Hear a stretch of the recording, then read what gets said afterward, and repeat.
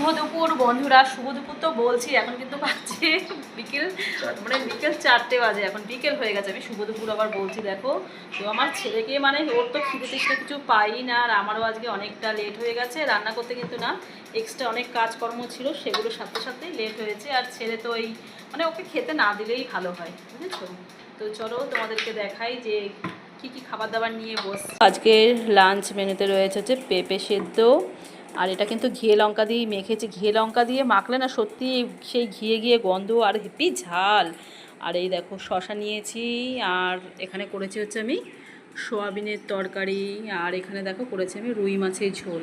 আর কালকের পাবদা ছিল, হাজব্যান্ড পাবদাও খেয়েছে, আর যে কারণে আজকে ডাল করিনি, কালকে আবার নিরামিষ। আর এই দেখো আমার ছেলে দেখো শুধু ভাত বলছে আমাকে শুধু সোয়াবিন দিয়ে দাও।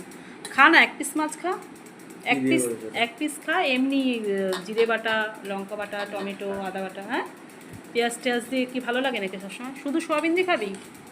দেখো মাছ থাকতেও পেঁপে সেদ্ধ তো জন্মেও খায় না, আর এখন দেখো খালি সোয়াবিন দিয়ে আমার ছেলে খাবে।